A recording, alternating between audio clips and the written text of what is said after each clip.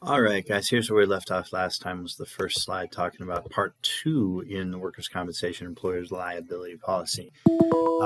This is new, talking about exclusions. So really what we're trying to do with all of these exclusions is really put them where they belong in terms of where they ought to be covered. So yeah, if for employer's liability, that's part two, remember workers' compensation is part one. So if somebody is getting benefits somewhere else from workers' compensation, then you don't get it from employer's liability. That's where it belongs. Also, if you're actually getting disability coverage somewhere else, or if you're getting unemployment coverage, those benefits are going to be excluded in employer's liability. Some employees fall under federal jurisdiction. So LHWCA, that's longshore and harbor workers' compensation. So because you're dealing with maritime things that happen at sea, you don't really fall under a state's jurisdiction there. It has to be federal. So that plus you have a longer history of workers' compensation being provided to those workers, just like you did for the railroads. For example, we're going to find out, you may have found out in your employee benefits class that the railroad workers are excluded from Social Security. That's because the railroad employees had their own pension system before Social Security was set up in the 1930s. So they were exempted because they had a better deal already. And you kind of have the same thing going on with workers' compensation for longshore workers and harbor workers. There's also other employees that have, what's happened, sorry to keep jumping around like this, what's happened is that the government has said, hey, this system actually works better. So let's extend it to some other people. So you've seen Federal Employers Liability Act get applied to other government workers. So we're grabbing them and bringing them under federal jurisdiction instead of state jurisdiction. That's what's going on.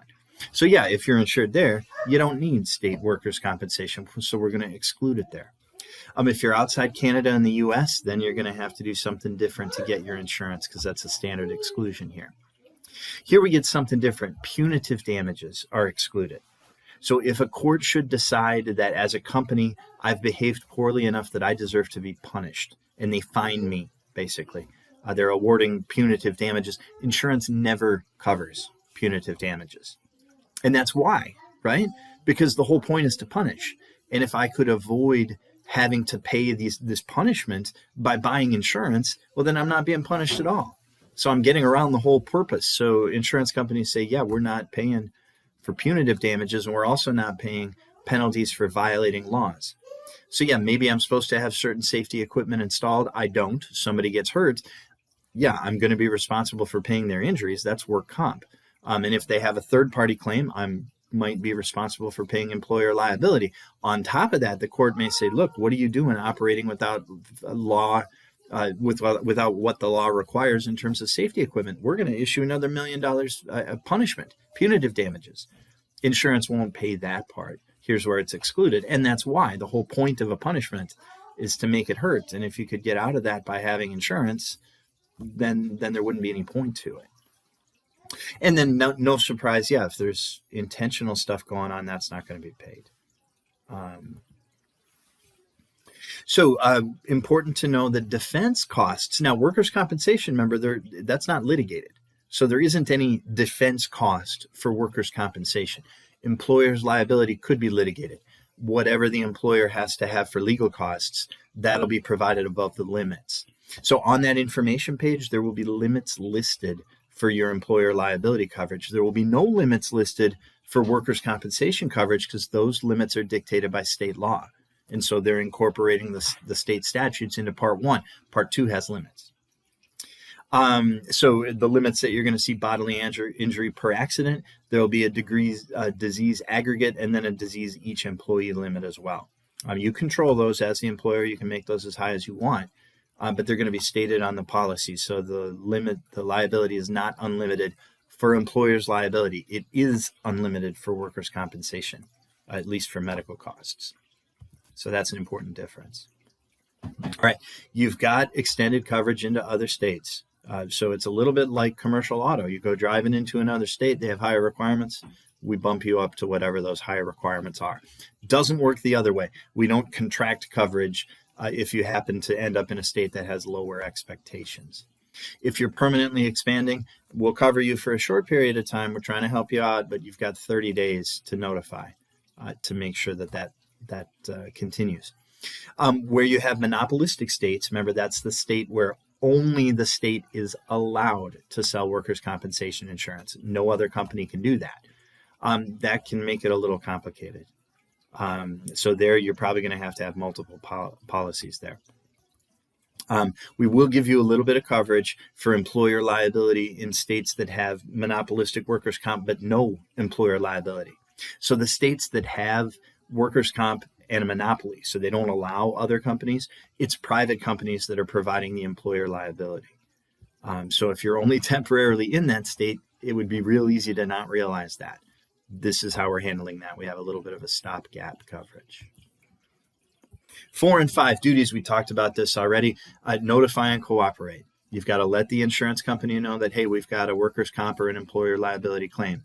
Forward all your legal papers, let them know so that they can be involved in the process. Workers' comp is a complicated process because you've got the injured employee, you've got the employer, you've got the insurance company, and then you probably have a doctor involved too. And you potentially have the administration involved. So you've got 5 different parties involved here, and it just complicates everything, right? So there's a lot more going on here. You do agree whatever the insurance company needs you to do. Maybe you have to write a statement, sworn statement about what happened. Maybe you have to give a deposition and answer questions under oath on video. Or maybe you actually have to show up in court and testify.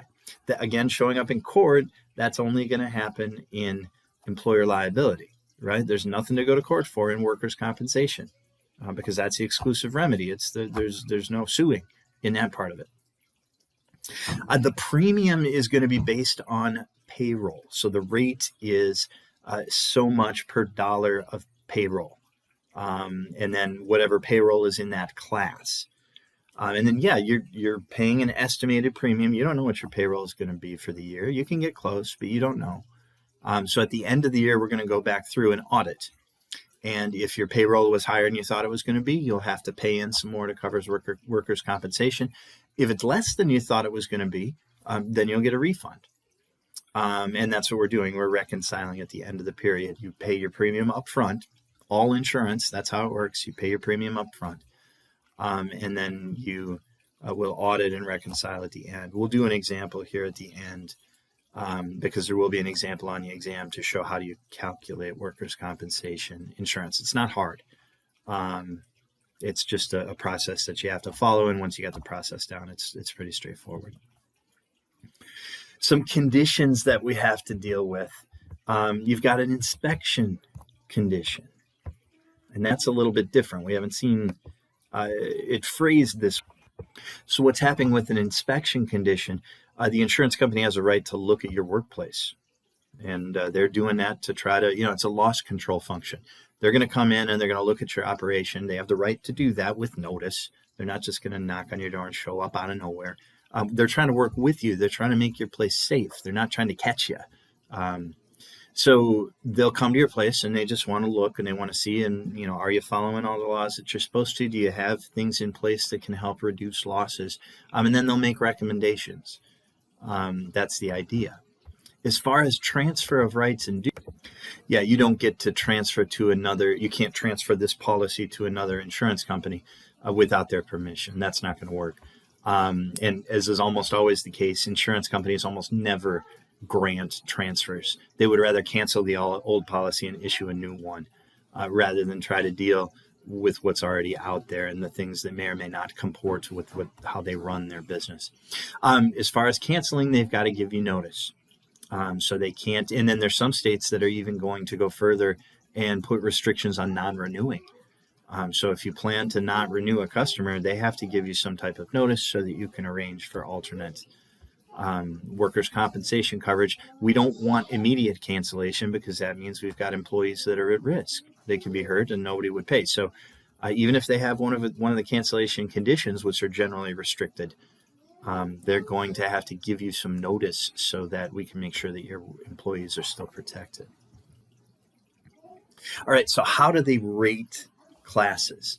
Well, we have an advisory organization that has come up with literally thousands of employee classes. For example, we had retail hardware. for our family business. That is a class. So you might think, well, all retail work is pretty much the same. Hardware's not. You got a lot of heavy stuff. You got chain that you're selling that has to be moved around. Our operation, we cut keys, we cut glass. Glass that's pretty vicious stuff. I don't know if you've ever dealt with cutting glass, but if you're not wearing gloves when you carry that around, you will get cut and you won't feel it. It's so sharp. And that's what's amazing. You'll carry it, you'll set it down, you realize your hands are a bloody mess. And that's not like an exaggeration, like what the English would say, right? It's a bloody mess. No, literally. Your hands will be all cut up. You have to wear gloves when you deal with glass. And yeah, that's dangerous. And you don't have that if you're a retailer in a clothing store. So we've got class rates, thousands of them for different types of employees and what they do. Then we apply a rate for payroll. And then your employee just has to be 100% assigned to a class. You don't say, well, half the time they're hardware retail and half the time they're a truck driver. Nope. Then they're a truck driver. Whichever is the higher class, that's what they're going to be. They're 100% assigned to their class, and that payroll is assigned to that class. So you've got every employee's payroll. You add it all up. You separate it out by the type of work that they do, and then you'll end up with your total premium. It's easier to actually see that example. So let me finish off this slide, and then we'll do that. So I guess it makes sense to go ahead and talk about the example, and then we'll come back in. So let's put this example here. Give me just a second to set this up. Okay, so here's how it's going to work. Here's how they're going to figure out your workers' compensation premium. It's actually fairly straightforward. Even if it looks a little complicated, it's not so bad. The important thing to realize is you're going to have different classes, and you're going to be given those. I have to give you those. I have to give you the rates, and really all you have to do is multiply. There is a little trick, and I'll get there. But okay, so one of the classes we've got some clerical people. So these are the people who are doing accounting type functions. They're answering the phone. It's mostly part-time. We don't have much in the way of full-time. So our payroll is actually pretty small in this group. It was about $20,000, and these are real numbers. So if you're trying to calculate a premium, the rate is 0.5 cent per $100 in salary. And that can be a little tricky, but the easiest way to realize what this is when it's a rate per 100, that's a percentage, right? So this is 0.5%. And if you take 0.5% times $20,000, you get $100. That's the premium. So yeah, we don't pay very much towards workers' comp for our clerical people because they're probably not going to get injured, right? I mean, maybe there's a carpal tunnel risk. Maybe they're walking into work and they trip and fall down the stairs, that kind of thing. But all in all, it's pretty safe. So their rates, that's reflected in their rates. Hardware retail is a little bit different. We got heavy stuff on the floor. We got fencing material, that's heavy. We got chain, that thing comes in buckets, and those can weigh a couple 100 pounds. So you're not just going to reach over and lift that up yourself. You need help. And if you make a mistake there, you can get hurt. And if I remember right, our rate was in the neighborhood of $2.62 per 100. Again, that's a percentage. And I would say for hardware retail, we had in the neighborhood of $50,000 in payroll in our operation. So, a lot of times we have one person in each store. And then there's just supplemented by part-time help for most of the case. So I guess there would have been a little bit more payroll than that. It would have been closer to 75, to be honest. So, all right, what is their premium? Well, okay, two ways to do it. You can take 2.62 times 750, or you can realize that's a percent and do 2.62% times 75,000. You'll get the same answer. It doesn't matter when I do that. 2.62%. I like percentages.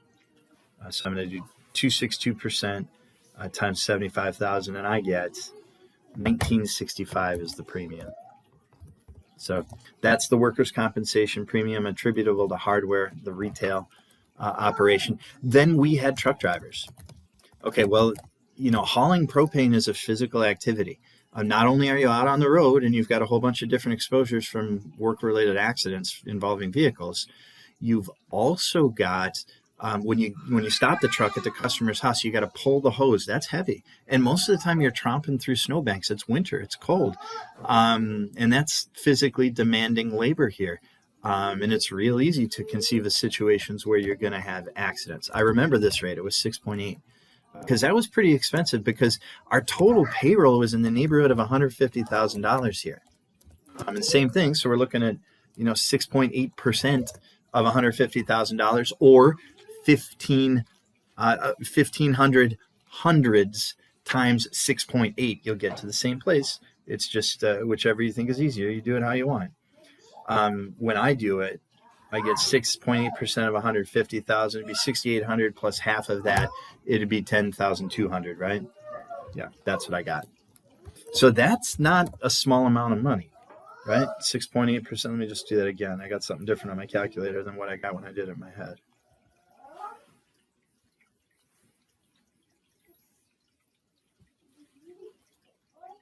Yeah, no, 10,200. Nothing's wrong with my brain. It still works on occasion. And then, okay, so this was super interesting. Another category of employee that we had, the very first year I did this, these were our high school students who painted tanks. I tell this story in RMI 270 too. So if you had me for that class, I'm sorry, you're hearing the same story again, but I think it's interesting. We had some high school students that we would use. They would drive around the country. You own these tanks that are on your customer's property, and it's your job to maintain them.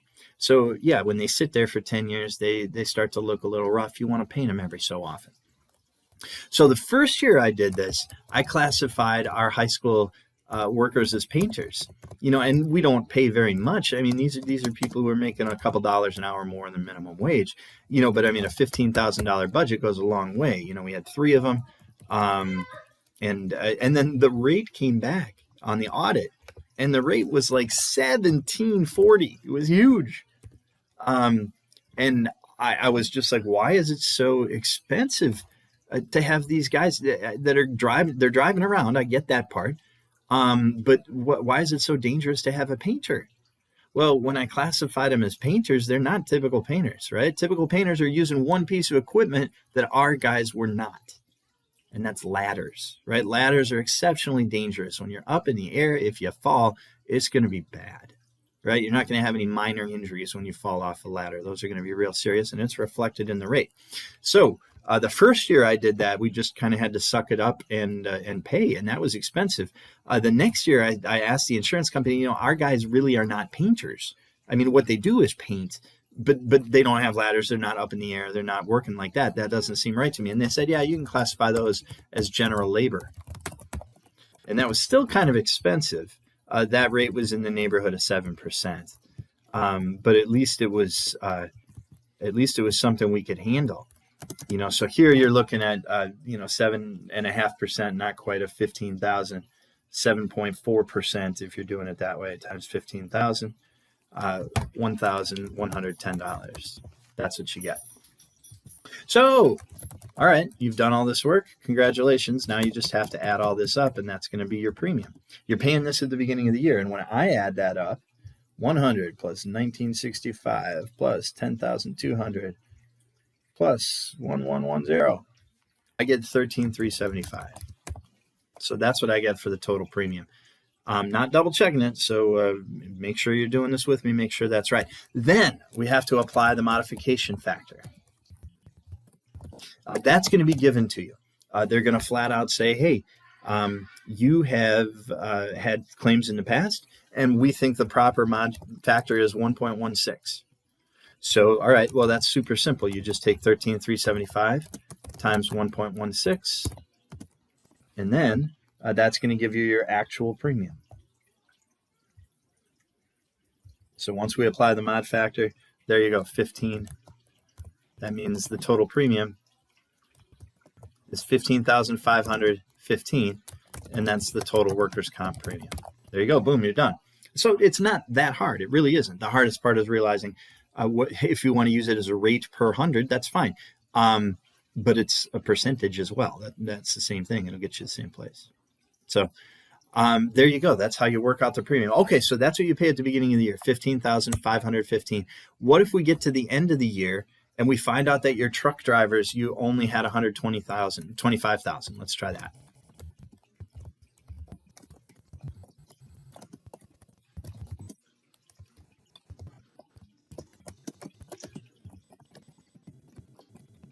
much of a refund is due? Well, how much should you have paid?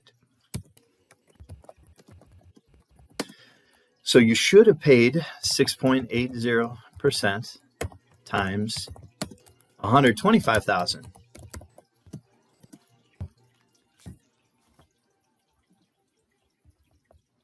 6.8% times 125,000 gives you 8,500.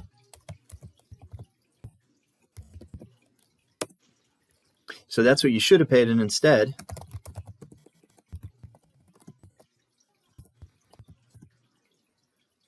you paid 10,200. So you're due the difference, right?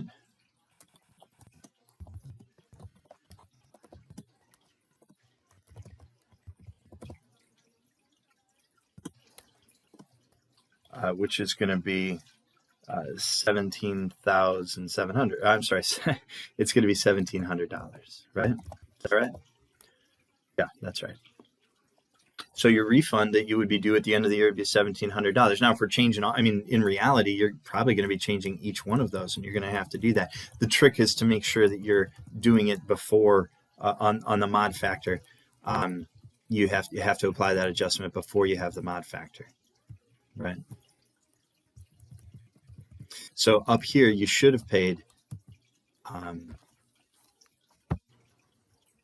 Sorry, let me get this organized a little bit better. Whoops, skipped a step. You have to account for the mod factor here, right?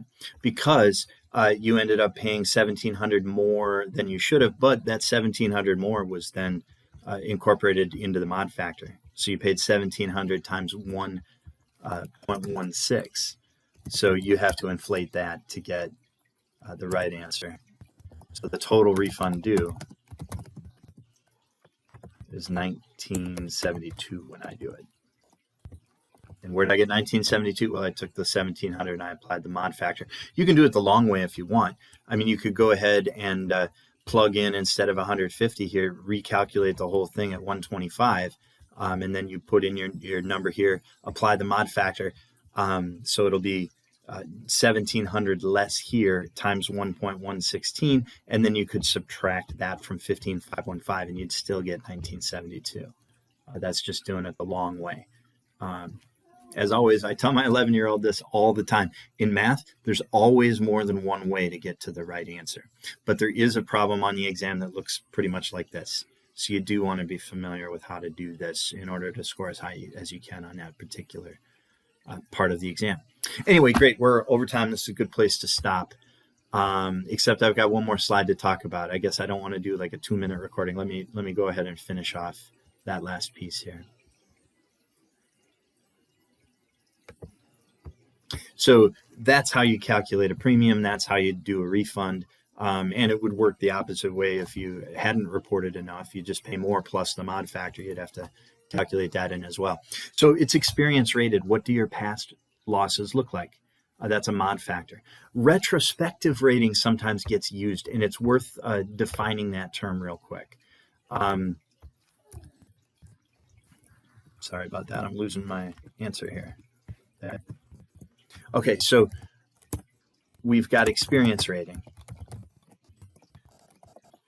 And that means that past claims influence future premium.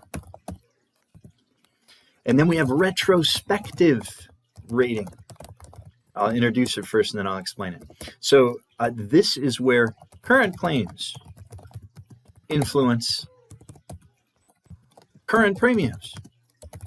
So let's say you're a brand new employer with something that the insurance company doesn't have a whole lot of experience with. They're probably going to say, look, you got to be retrospectively rated, meaning that we don't know. So as we go through this, whatever current claims you have, that's going to influence your current premium. And then, yeah, after we get 5-10 years of history, then we can start talking about transitioning to experience rating. But in the meantime, we've got to actually use what's currently happening. The purest form of retrospective rating happens like in self-insured health insurance, okay? So there, what's happening, Ball State does self-insurance for its employees. So whatever the health expenses are, Ball State's going to pay them. Plus, they're going to pay a percentage to the company that handles the claim administration. And that is pure retrospective rating. That's what's going on. We pay them whatever the claims cost plus a percentage for the cost of actually administering the claims. And you say, well, you're not getting any insurance benefit at all. No, you're not. That's the whole point. You're paying the claims. You're not getting any insurance benefit. Here, you might be getting a little bit of an insurance benefit, but the current claims are going to influence to some degree your current premiums. If they 100% influence your current premiums, then you're not getting any insurance benefit at all. You're still bearing 100% of the risk. So retrospective rating sometimes happens with brand new employers. If you're a big company, lots of employees, your losses are predictable. You'll get a discount for that. Do you comply with all the safety regulations? Have you gone above and beyond? You could get merit discounts for doing those. The insurance company is going to say, after we look at everything, look, there's a certain amount of expenses that we assign to every single one of our insureds based on the amount of insurance that we're writing. That's a constant. And we're just going to assess that to everybody. And we're going to make it transparent. So we're going to show you this is what you're paying for our expenses. There's overhead costs.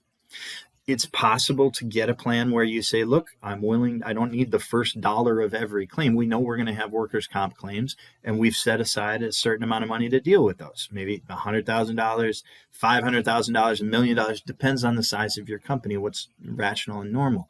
You could impose a deductible and say it's only above that we need insurance help. And then finally, there are workers' compensation plans where you participate. Maybe you have set up a mutual with a bunch of similar employers where the policyholders own the company. So this company is actually owned by all of our businesses together. And when we are profitable, we issue dividends. So maybe we've charged more in premium than we needed to deal with claims. It's possible you could receive a dividend in that type of situation. That's a participating plan. We have some similar examples in life insurance. That's probably where you first came across the term of a participating plan. Same idea. If the company does well through favorable claims experience and possibly favorable expenses or favorable investments, I suppose it's possible, they do better than they expected. They're making more money. That belongs to the people who paid it. And so they'll issue a dividend in that type of plan. All right. That's enough for the topic of workers' compensation and employer liability. If you have questions, let me know, and I'll do the best I can to take care of those. In the meantime, thanks a lot. We'll go from there.